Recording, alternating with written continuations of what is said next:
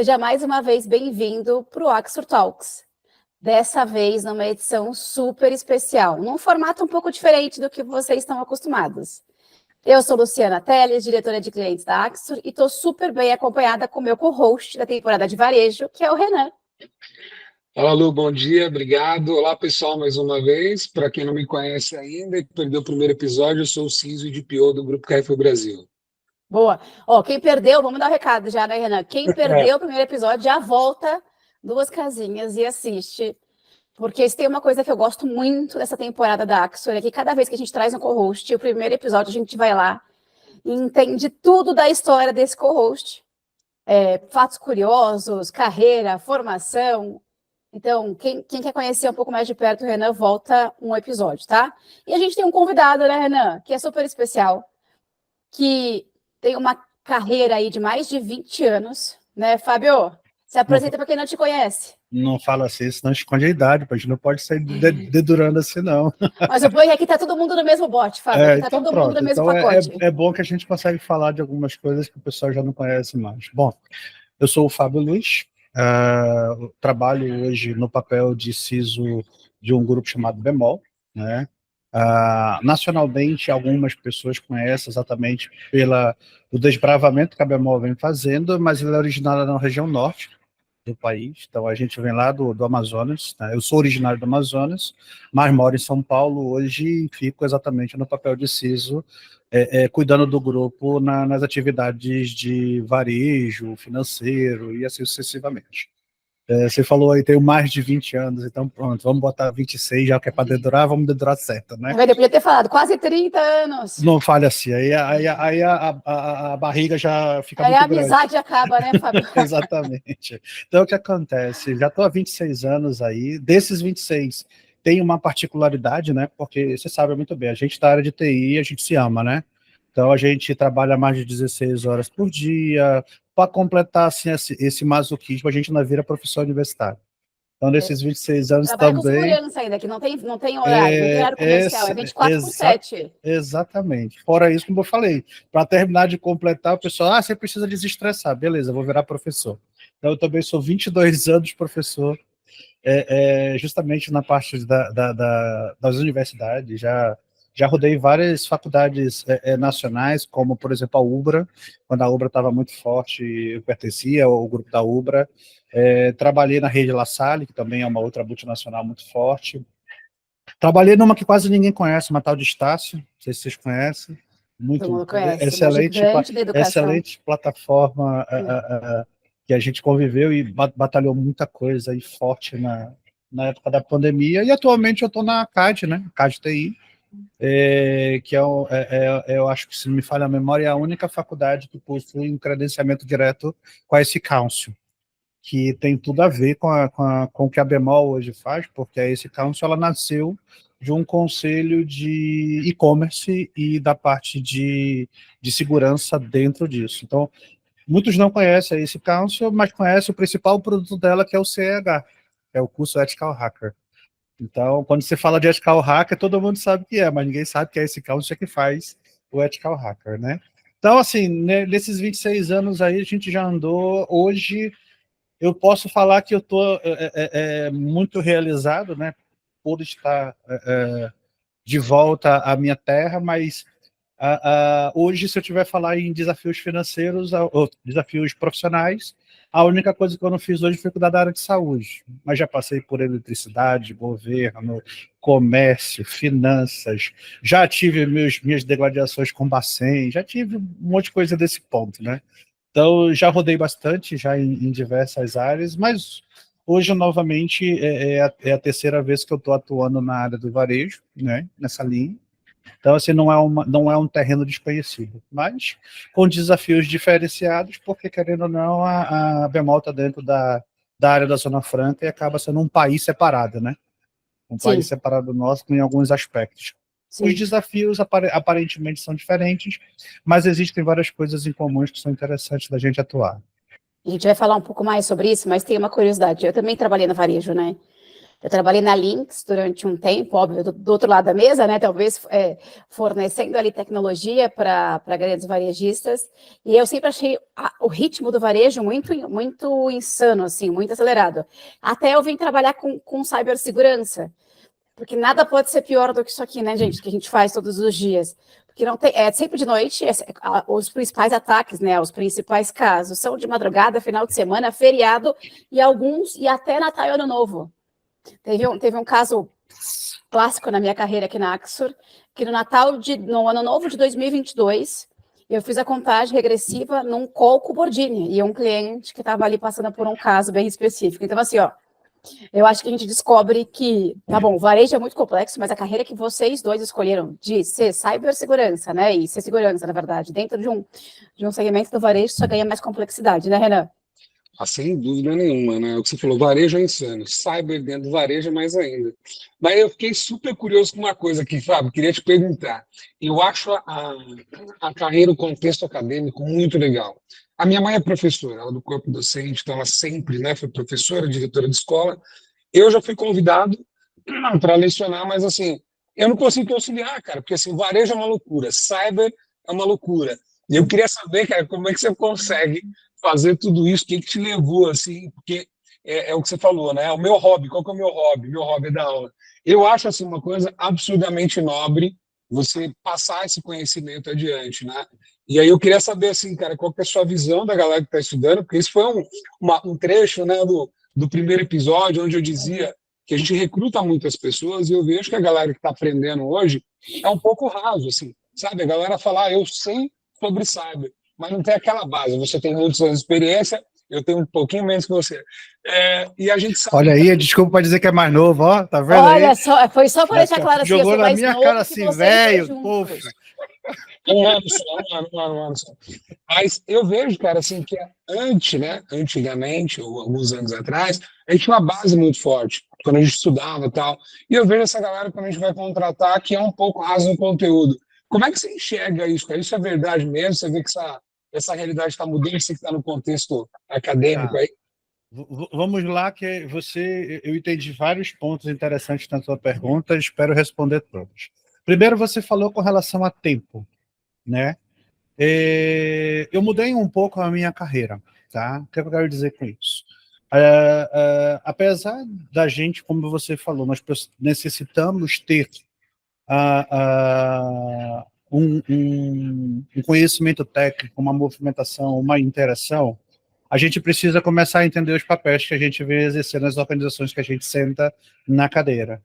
Até 2011, era aquela postura de que o cara começava a digitar um negócio na minha frente, eu queria pegar no pescoço dele, sai daí, bicho, está fazendo besteira. De 2011 para cá, não, peraí, a minha cadeira não é essa, meu papel não é isso, meu papel é promover o resultado. Então, como você falou, eu comecei a exercer o papel de entrega de resultado, não de executor de resultado. Alguns CISOs, eles colocam, não, eu tenho que meter a mão na massa porque é o mais legal. Cara, é a primeira coisa que você tem que aprender a desapegar. Não é que você não vai mexer. Como eu falei para vocês antes da gente, quando estava conversando aqui, eu tenho 4 monitores aqui, um quinto aqui, eu tenho um servidor todo virtualizado para fazer vários testes, e aí para quê? Exatamente para essa carência. Hoje eu estou na faculdade, eu estou na universidade para transmitir conhecimento, mas a minha execução diária ela não tem nada a ver com o que eu estou ministrando, entendeu? É tudo totalmente diferente. Totalmente diferente. E te conecta com essa visão mais técnica que você tinha, né, Fábio? Exatamente, eu trago o negócio para vou falar com o pessoal essa gurizada, começar a entender o que está acontecendo. Trazer o choque de realidade e entender que eles nunca vão ser estrelas. Esse é o primeiro ponto. A área de tecnologia, ela sempre vai ser meio. Ninguém come tecnologia, ninguém investe tecnologia, então a gente vai ter que ser meio.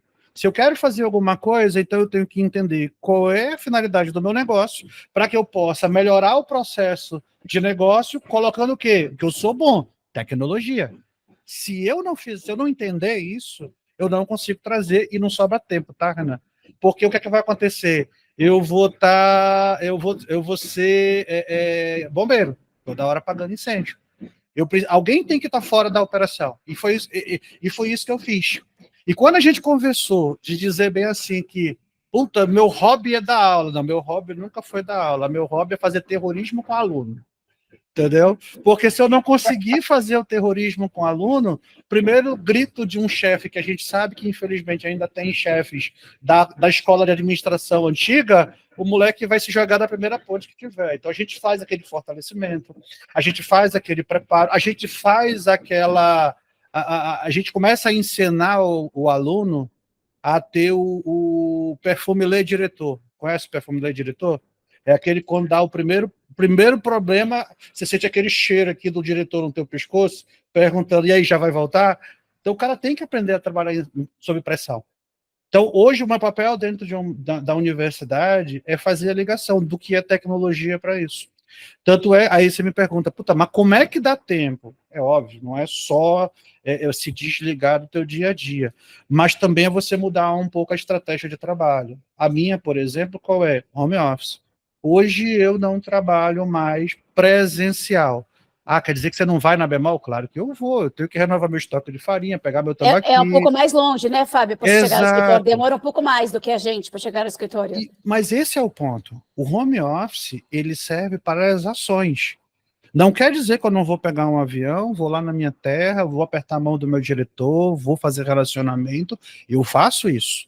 Eu estou numa média 3 semanas em São Paulo e 1 semana em Manaus. Entendeu? Mas eu nunca estou desantenado. Por quê? Aí vem também a outra parte do gestor. Lembra, eu não sou o responsável pela operação. Eu sou o responsável pelos resultados. A partir do momento que eu faça isso, eu tenho que construir a minha equipe para que eu tenha presença nacional. Então, hoje, a minha estratégia dentro da minha equipe, eu tenho pessoas que estão no Rio, tenho pessoas que estão na Bahia, tenho pessoas que estão em Joinville, tenho pessoas que estão em Manaus, propriamente dito. Tenho hoje uma operação que roda pelo interior do estado do Amazonas, porque hoje é o muito forte que a Bemol faz. Fora isso, eu também não posso... isso é para questão de resultados. Fora isso, é uma boa escolha de parceiros. Porque aí é que entra aquilo que a gente conversou. A parceria com fornecedores, a gente lá na Bemol, a gente muda um pouco o nosso discurso. A gente não foca na melhor ferramenta, a gente não foca no melhor produto, a gente não foca no melhor player. A gente foca em quem está entregando o resultado.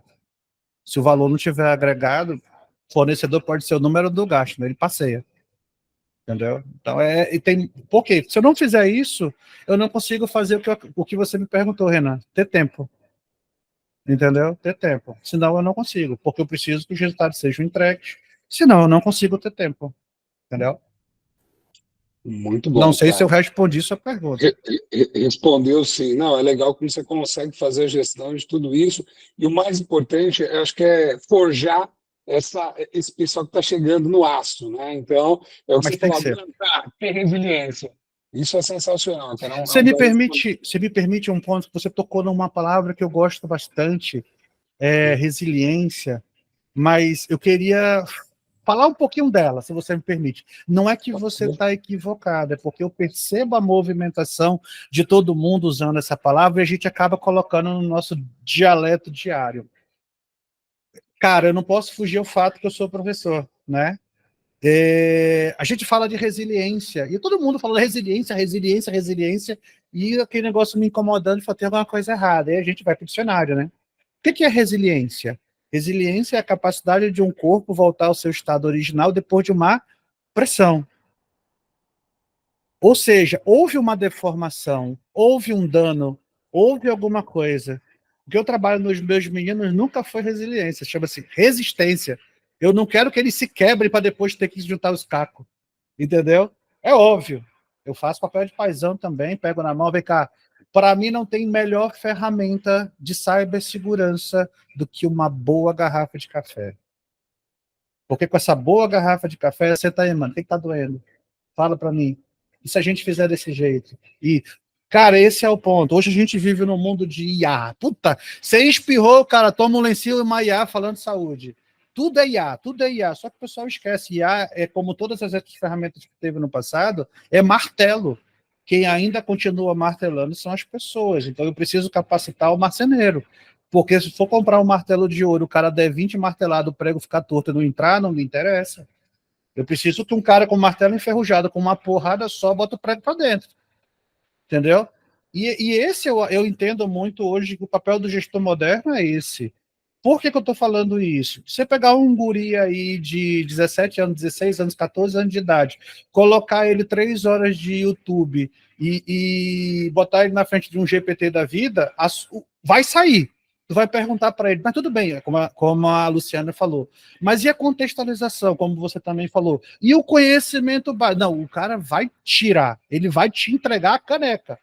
Se a caneca, por que ela fez, para que ela... Ele não sabe, ele foi um apertador de botão. Então a gente acaba sendo um orquestrador disso tudo, entendeu? Óbvio, a promoção da capacitação contínua, ela tem que continuar. E esse é o ponto, a capacitação, ela vem muito da parte da questão da construção da competência. Professor não desiste. Lu, o que é competência, Lu? Vamos lá. Fórmula matemática da competência.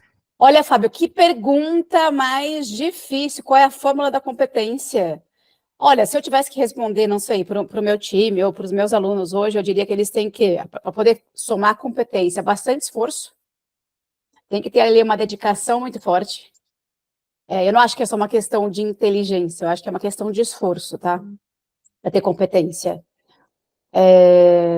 E acho que tem uma questão de aplicabilidade. Não adianta nada você aprender muita coisa, estudar muita coisa e ser, sei lá, PhD no que você faz, se você não conseguir aplicar isso no dia a dia, né? Não conseguir transformar isso em resultado.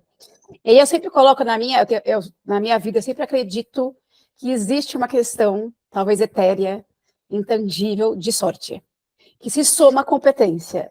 Certo. Eu conheço pessoas que são competentíssimas, mas que tem ali a roda presa, sei lá o que acontece, né? Tem lá a nuvem cinza que ronda essa pessoa. Eu acho que tem uma questão de sorte que ajuda bastante, que agrega essa competência e essa aplicabilidade, né? Esse esforço e essa aplicabilidade.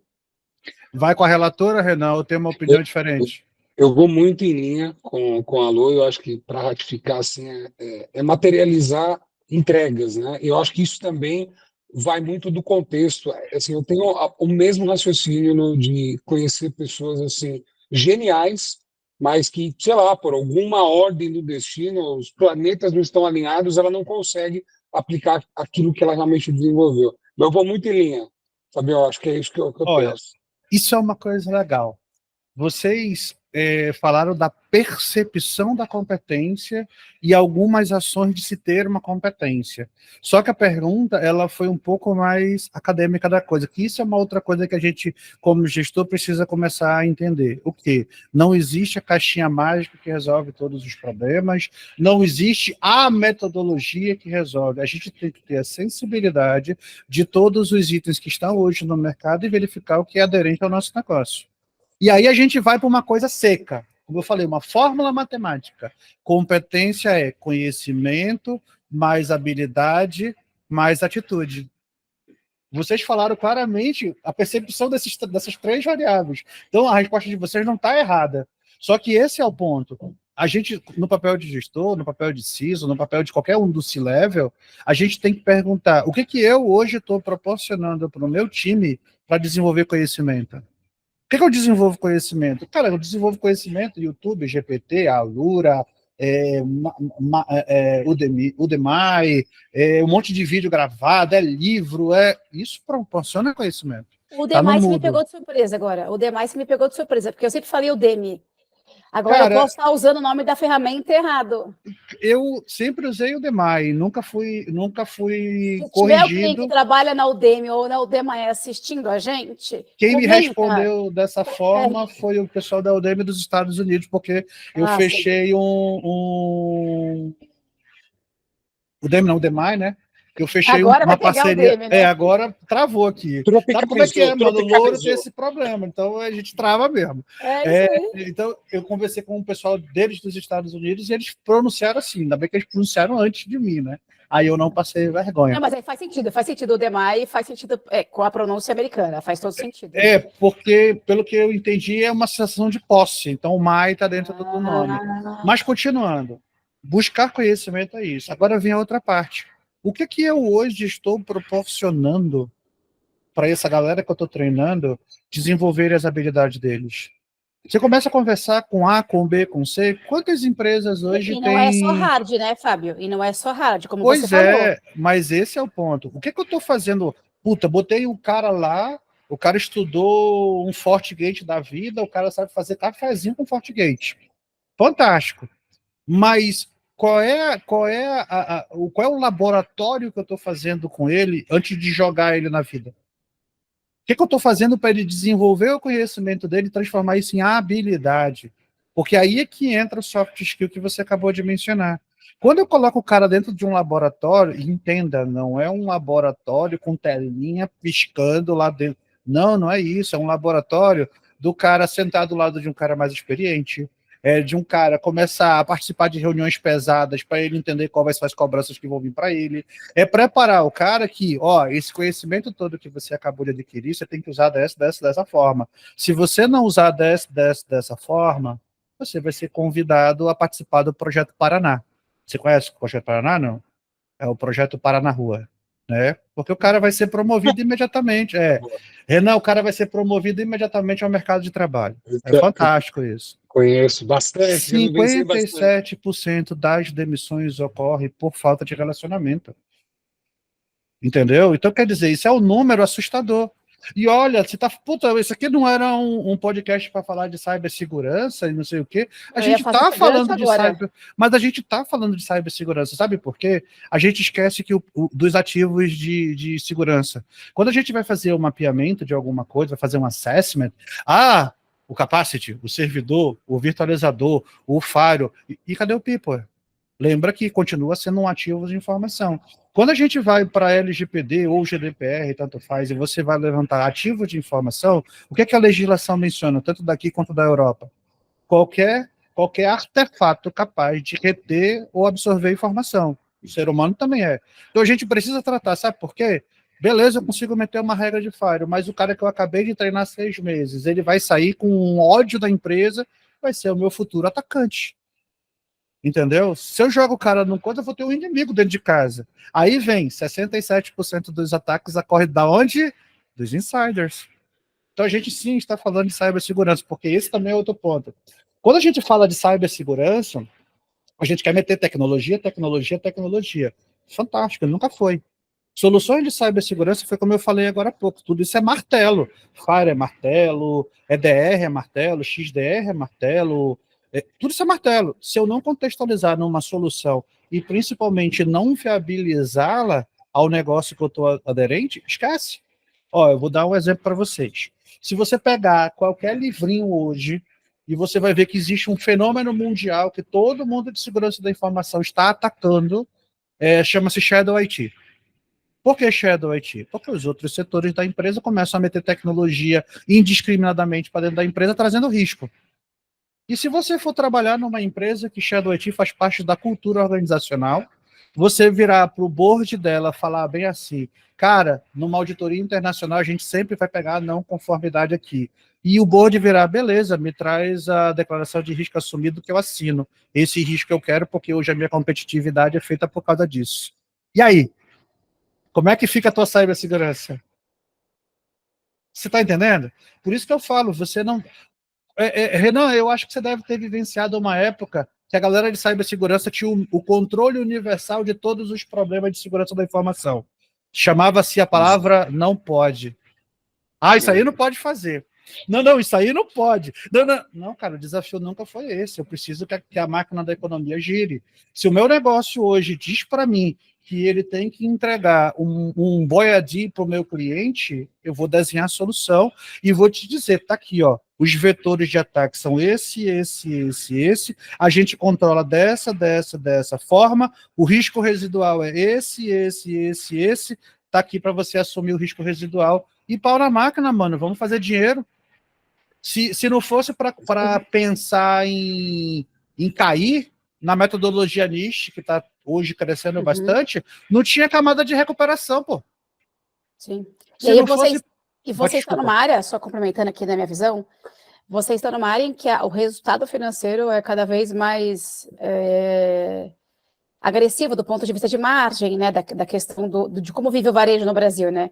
Mas, sabe, deixa eu pegar esse gancho, que eu quero te conhecer mais de quando você começou a estudar lá atrás. Porque a gente tem puxado essa história dos nossos convidados, porque ninguém acorda, escova os dentes e Com pensa, certeza. eu vou ser CISO, né? Ainda mais, sei lá, 20, até 26 anos atrás. Até mesmo porque CISO é uma coisa Isso. nova. Eu vou trabalhar com segurança, ninguém pensava nisso. Conta pra gente como é que você chegou até aqui. Vou te contar uma historinha que você não vai acreditar. Eu acordei um dia de manhã e escovei meu dente. Só que era 1995 e eu estava com um livro chamado BS 7799. E eu me formei em 97. Eu tive acesso a esse livro em 95. Quem sabe o que é o BS 7799? Vai, Renan, consulta no Google. Saber. Não, o Renan deve saber. Renan... Conheço, a ISO, né, cara? Não. A ISO, né? Não é British Standard. É uma... Então. É British Standard. Exatamente. Depois ela virou ISO 17. Eu tipo professor aqui, mas não lembro quando eu estudava.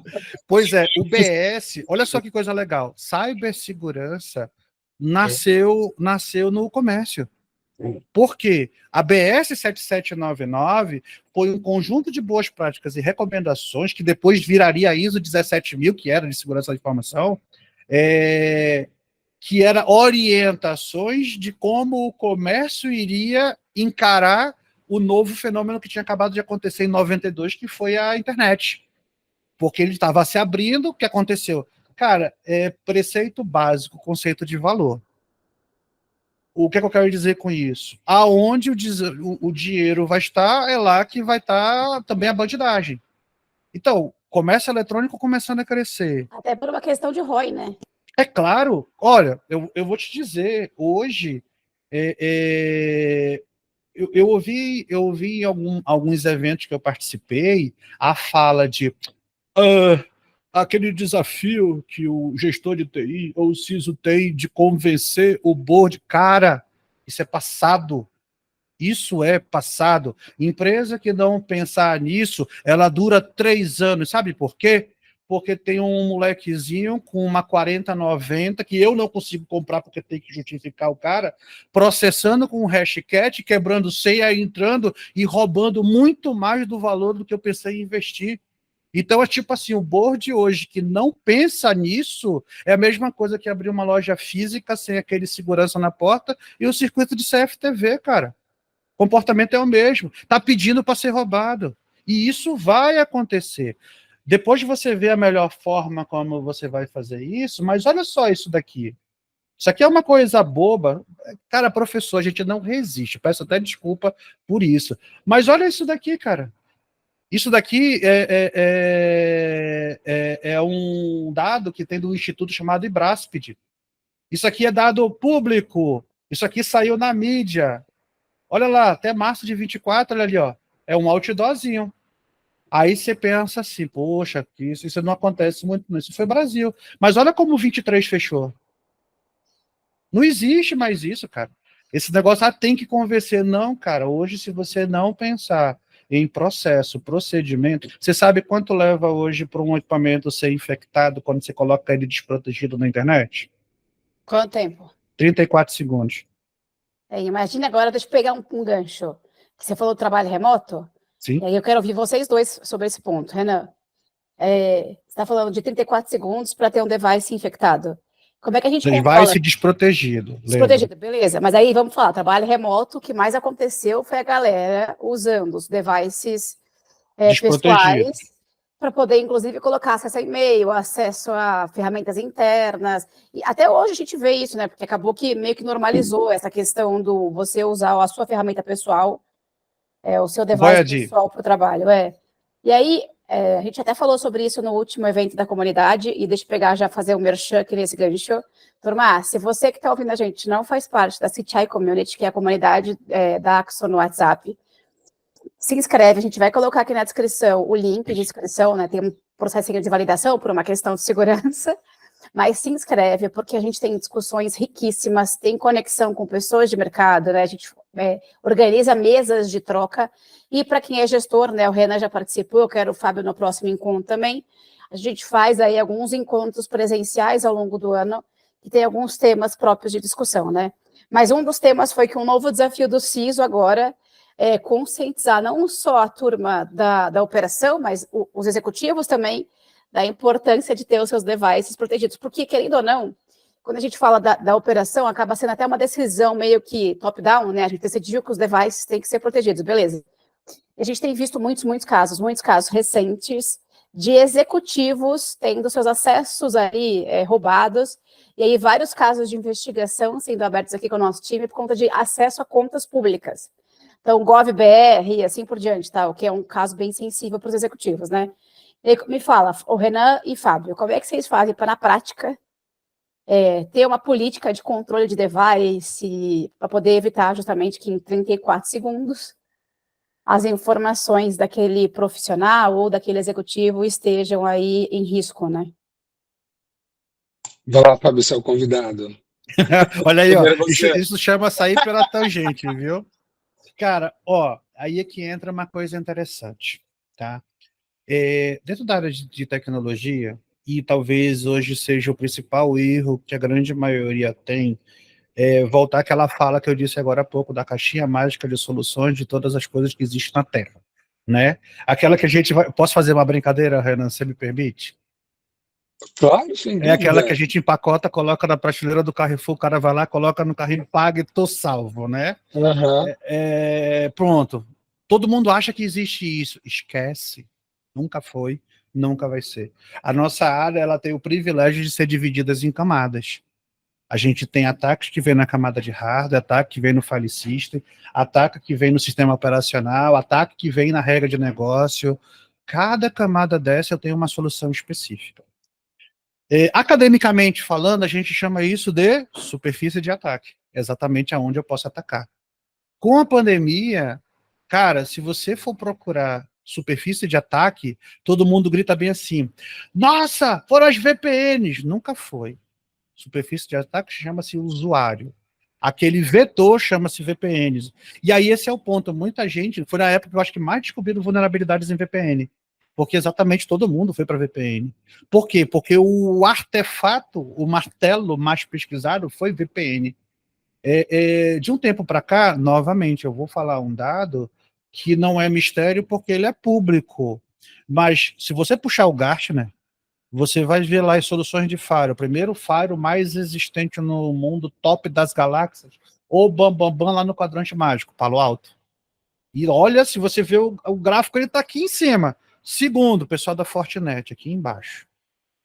Aí, de uma hora para outra, você vê lá, vulnerabilidade da Fortinet, vulnerabilidade não sei o quê, vulnerabilidade não sei do quê, vulnerabilidade não sei do quê. Por quê? Porque hoje a maior solução de utilização é da Fortinet. E aí, lembra do que eu falei? Pensa, eu sou um vagabundo. Vou gastar minha energia para fazer um crime.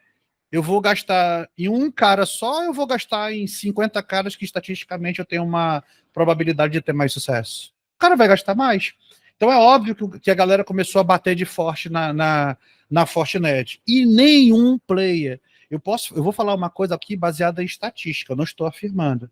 Mas eu tenho certeza, se a quantidade de firewall mais utilizada fosse da Palo Alto, a mesma quantidade de vulnerabilidades também seriam encontradas, porque ia ter um exército explorando. De gente tentando encontrar vulnerabilidade. E ninguém naquele momento estava pensando, puta, amanhã começa uma pandemia, vai todo mundo... Cara, esquece, não rola isso. Teve empresa que teve 2 dias para colocar 5 mil colaboradores em home office. O Renan contou isso do case do Carrefour, de como é que eles fizeram. Na época eu estava numa indústria, a gente teve 3 dias para colocar o pessoal. 3 dias. Aí eu te pergunto, a gente vai colocar uma solução hoje no mercado. Aí nós temos SAST, DAST, nós temos PMI, nós temos QA, nós temos... E a gente manda bug para o mercado. Imagina, tipo assim, amanhã tem que estar todo mundo na internet. E outra coisa, com o maior ativo de tecnologia da informação, sem nenhum preparo, que é o people. Uhum. Então, o que acontece? Hoje, respondendo a sua pergunta, a superfície de ataque, ela virou as pessoas. Ela não virou o artefato tecnológico. Vou te fazer uma pergunta boba. Site de banco, você acha que é seguro? Site de banco? Eu diria que depende do banco. Não, não depende de nada. Todos os bancos, todos os sites são infinitamente seguros. Por quê? Porque tem trocentos milhões de artefatos para impedir, para proteger, para monitorar. Agora, o cliente dele é? Certamente não. Notou que eu só mudei a camada, mas o objeto Eu continua sendo mesmo. Sempre conto um caso de família, porque caso de família, o nosso podcast pode ser também ser caso de família, né? E meu pai, ele primeiro que ele tem dificuldade de entender o que eu faço em relação ao cliente, já é uma complexidade, porque é muito diferente dos modelos de pós-venda que ele trabalhou, né, que ele viu nas empresas.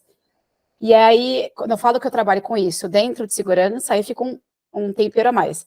E aí, vira e mexe, ele me liga, porque depois de ele se lascar bastante, eu falei, pai, faz assim, ó, não abre nenhum e-mail sem falar comigo quando você tiver dúvidas, me liga, manda o WhatsApp, mas não abre o e-mail. Aí, vira e mexe, ele me escreve, Luciana, caiu aqui o e-mail, não, chegou aqui para mim um e-mail do banco tal.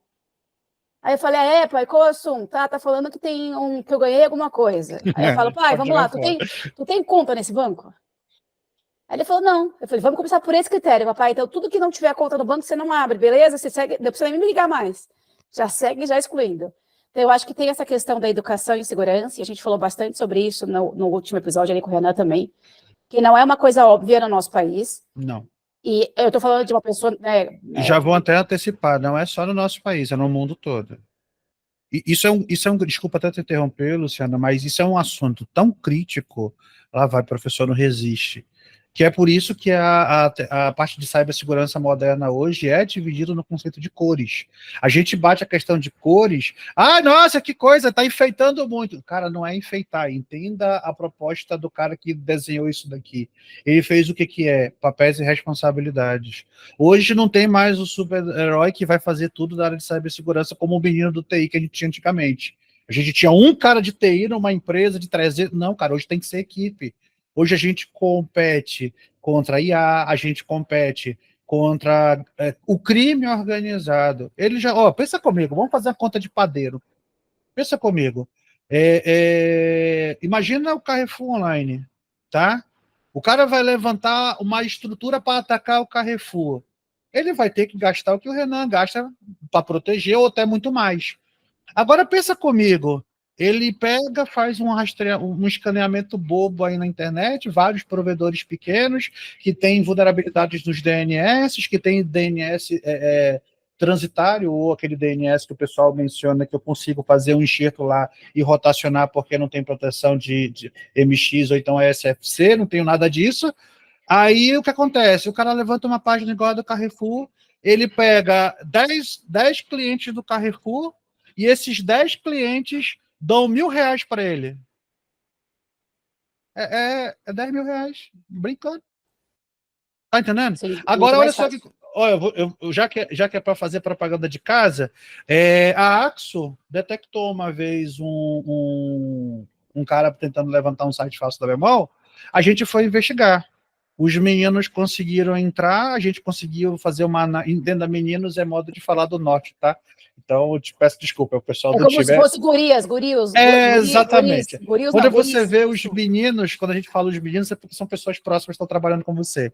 Então, eu tenho hoje, por exemplo, no meu time, o Red Team, o Blue Team, o Purple Team e o Orange Team muito bem definidos dentro da empresa, porque são papéis específicos. O Red é a galera que faz o pentest, análise de vulnerabilidade, é o que a gente chama hoje no mercado de segurança ofensiva. O Blue nada mais é do que os arquitetos de solução, porque ele já tem que construir em cima de metodologias como o Architecture para subir MFA, criptografia, autenticações, ou seja, construir uma arquitetura já pronta. E ao contrário de que muita gente fala de que o Blue é o que implementa o que o Red... Não, cara. O Blue, tu tem que ter um time diário na tua operação, fazendo a tua operação rodar em cibersegurança. Esse time vai estar aplicando patch, esse time vai estar fazendo correção de rota de firewall, esse time vai estar analisando quando o teu antivírus dá um alerta, esse time vai estar mudando o versionamento de uma firmware que mudar. Não é o arquiteto tem que estar fazendo outra coisa. Entendeu? Ele tem que estar garantindo que todas as soluções já nasçam corretas. E eu tenho, como eu te falei, o principal lá, que é o Orange Team, que é o time que cuida do quê? Da formação da cultura. que é o que você estava mencionando. A gente precisa ter hoje, olha, por exemplo, ontem eu tive 3 palestras. Uma delas para a galera que estava fazendo integração, entrando agora na empresa, e as outras 2 é palestra diária. A gente faz eventos de simulação de phishing dentro, com contabilização, campanhas. Para quê? Eu preciso...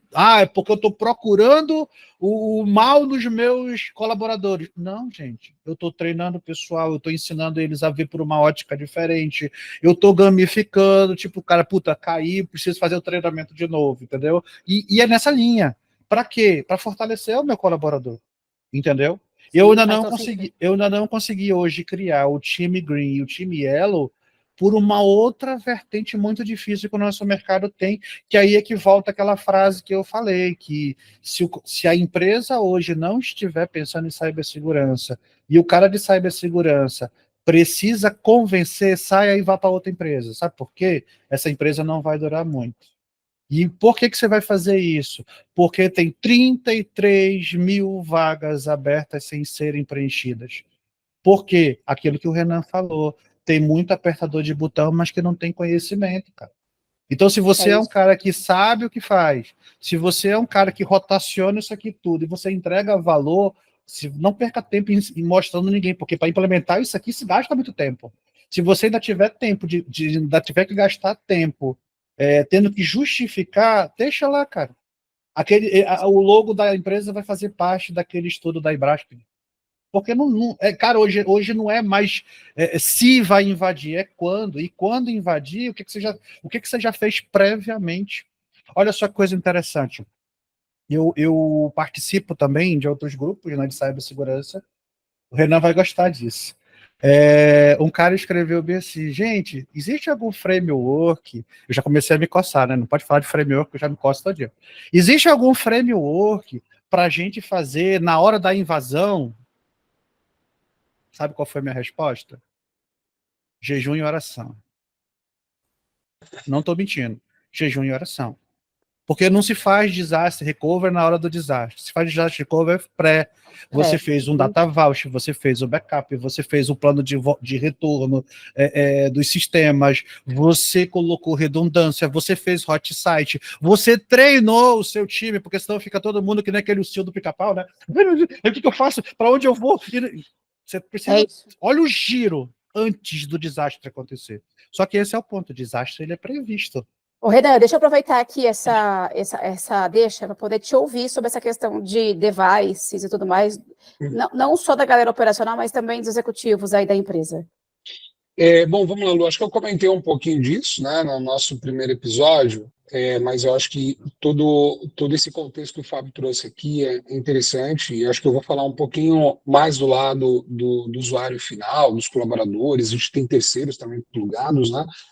Depois da pandemia, assim, obviamente que ficou exponencial. Então, o número de acesso remoto, né, o offices, né, ou seja, a pessoa trabalhar remoto, contratos de teletrabalho, assim, explodiu. Então, é óbvio que a gente tem que se adaptar. E quando você aumenta a sua superfície, né, ou seja, sejam mais pessoas usando, como o Fábio bem colocou aqui, no ISO device, perímetro interno, você tem que aumentar o número, né, de proteção em camadas. Então, é uma coisa que a gente faz muita conscientização. Então, o aculturamento sobre, né, como você se prevenir, ele acaba evitando aí a maior parte do sucesso dos ataques. Então, conscientização é uma coisa que a gente investe. E não só para colaborador, para terceiro também. E óbvio, essa questão do Bring Your Own Device, transformação digital, essa questão do crescimento dos comércios eletrônicos, a galera de UX, a galera de data, inteligência artificial, esse é um pessoal que eles não querem, né, sempre usar só o dispositivo, o equipamento corporativo. Aí eu tenho um lá e é feio, tá? Então, a galera, a gente precisa fazer desenvolvimento, precisa usar Mac, precisa usar Linux, a galera quer usar o seu próprio dispositivo. Assim, não tem jeito, né? Você precisa aí de um arsenal tecnológico, então você precisa de algumas proteções, né? Não pode só falar, não dá, né? Não, se você fizer só na conscientização, é legal, mas você vai contar só com uma ponta. E eu lembro que tinha uma analogia que a gente usava, né, que era: você escreve a lei, mas você precisa de alguém para aplicar essa lei. Então você precisa do enforcement, então você precisa da ferramenta. Você tem a política, mas se deixar só a política por si só, o usuário não vai ler, não vai seguir. Então, a gente tem uma série de ferramentas, e óbvio que depende também da natureza do negócio. Então, tem um braço financeiro que é um pouco mais restritivo, o perímetro, né, você tem controles mais apurados sobre gestão de identidade, e assim por diante. Mas hoje é uma coisa que assim não dá para proibir. Então, a nossa postura dentro do grupo, isso para todos os países cara, é natural, é como hoje a sociedade enxerga, como você precisa trabalhar, precisa produzir. Eu sou super a favor do trabalho remoto, tenho uma grande parte do time que fica remoto. Eu vou para o escritório 2, 3 vezes por semana, porque ainda tem a questão ali do networking, tem uma expressão que a gente usava de comunicação quente, de ver as pessoas, né? E eu acho que isso também ajuda bastante. Mas, assim, é inevitável que a gente caminhe para um trabalho remoto com uma alta produtividade, associado à disciplina, etc. E, por fim, né, você comentou dos executivos, esse tipo de ataque que vem crescendo. Isso vem crescendo, assim, muito, né? Então, a facilidade com a inteligência artificial faz com que você consiga produzir ataques, né, que sejam muito mais convincentes para aquela pessoa que está sendo atacada. Então, se você não tiver conscientização adequada, com certeza vai criar um ponto de vulnerabilidade. Então, conscientização, mais tecnologia, né? E óbvio, acho que as pessoas é o ativo hoje, que é o ponto ali. Pode ser o mais vulnerável, pode ser o mais forte também. Então, acho que essa. Sempre pode, né? É um vetor de entrega de resultado e pode ser um vetor também de vulnerabilidade bem grande. Aliás, é um vetor, né? Lá no JA da Community, eu quero ouvir vocês dois também sobre esse ponto.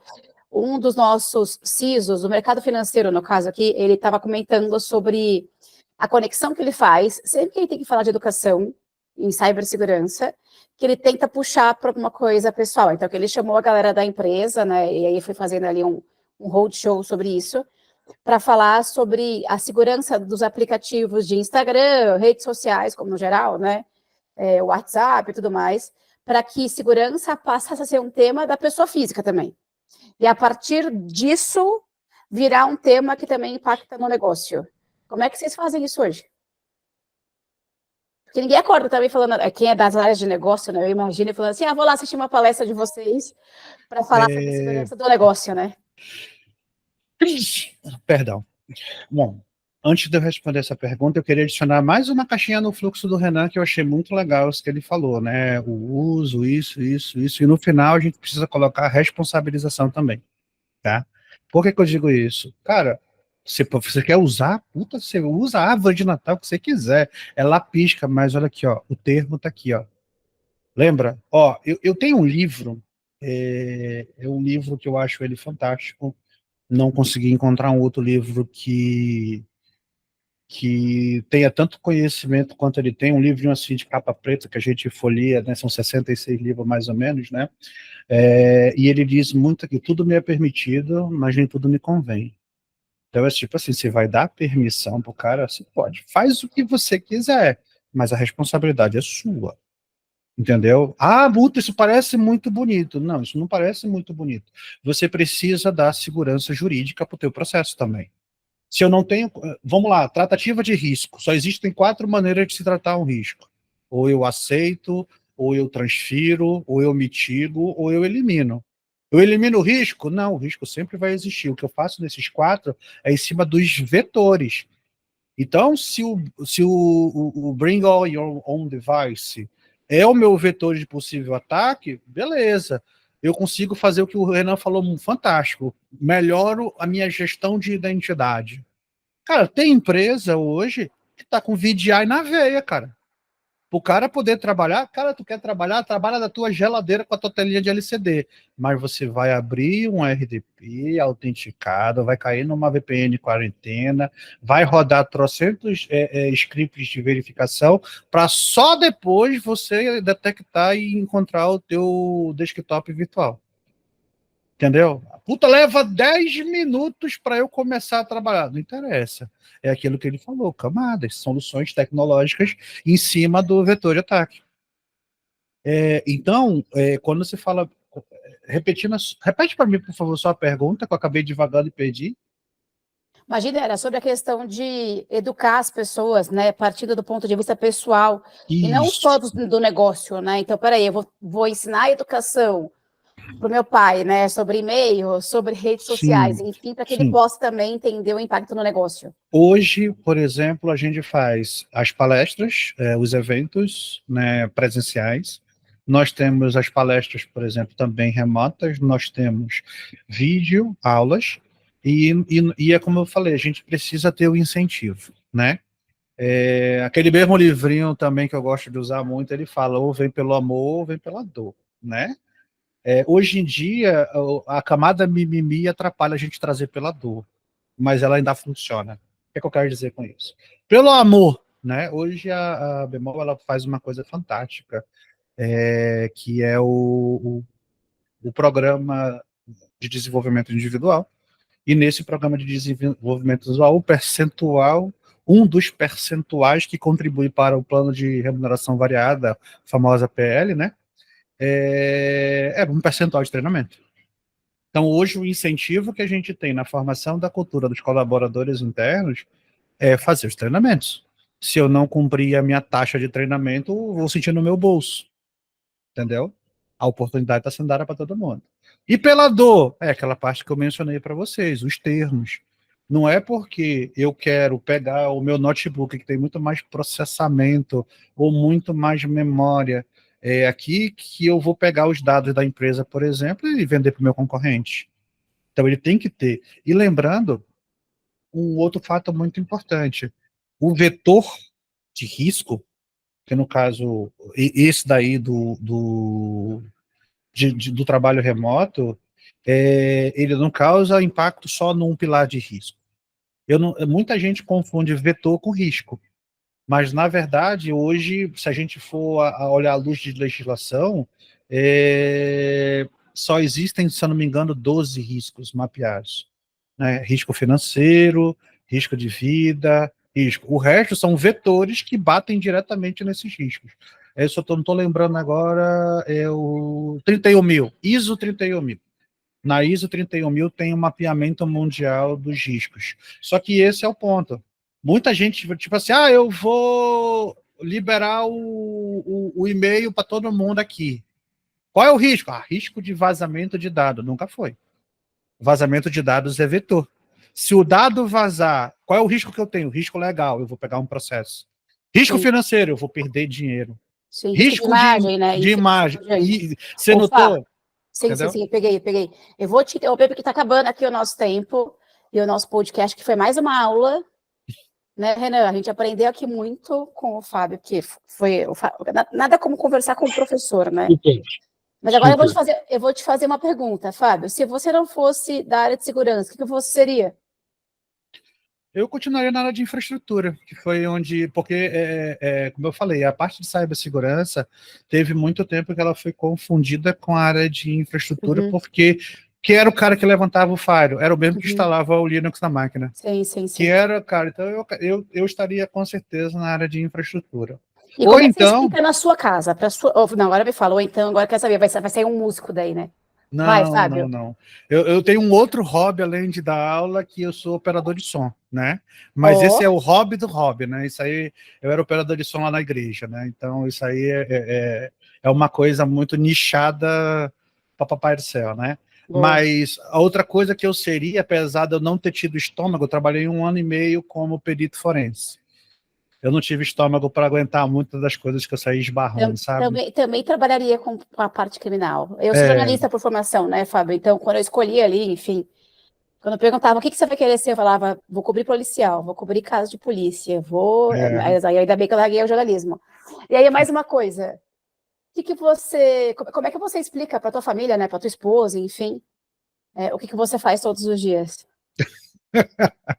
Cara, é fácil. Por que é fácil? Eu não sei se é pelo fato da gente estar lidando com 40 universos diferentes a cada 6 meses, eu acabo facilitando bem o linguajar com o pessoal de casa.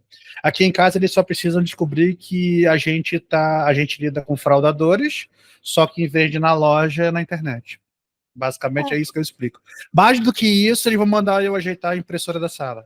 Isso acontece com quase, com 99,9% dos CISOs que eu Por converso. Por isso que a minha impressora já fica aqui, ó. Para todo mundo compartilhado aqui, ó. E no teu já caso, tá tu deve arrumar também sistema de Bluetooth de som, porque tu não entende de som. Tu deve ir além das impressoras, tu deve resolver todo o CISO TWS configurado nas 2 caixas lá de som. É isso. É comigo. Renan, encerrando aí com você. Eu estava tentando segurar o cachorrinho que tá bravo aqui, tocando a campainha, mas não estava esperando ninguém, mas eu já consegui controlar ele aqui. Eu acho que eu queria agradecer. Eu acho que eu gosto sempre de aprender, diferente da idade das pessoas que estão ao redor, eu sempre comento isso, eu sou um eterno aprendiz, e acho que tem o Fábio aqui, né, que tem essa baita experiência, não imaginava, cara, se era professor, mas é muito legal lembrar, assim, né, de todo o detalhe, das explicações, dos termos, porque, né, a gente, às vezes, ali no dia a dia, esquece um pouco das definições, e eu acho muito importante. Sem ensinamento correto, você não consegue aplicar as coisas da forma certa. Então, cara, obrigado, assim, é sensacional, você é um cara muito engraçado, né, conhece muito no detalhe, então eu admiro muito. E outra, eu conheci muitas pessoas que só trabalhavam e outras que só lecionavam. E você consegue fazer os dois dentro de uma grande empresa, baita do professor, com uma baita experiência, consegue aplicar isso no dia a dia. Então, é um privilégio para mim aqui e obrigado. Assim, acho que é isso. Obrigado. Fábio, um recado final seu aí. Um recado final, meu. Tá aí, ó, você fez uma pergunta difícil, né?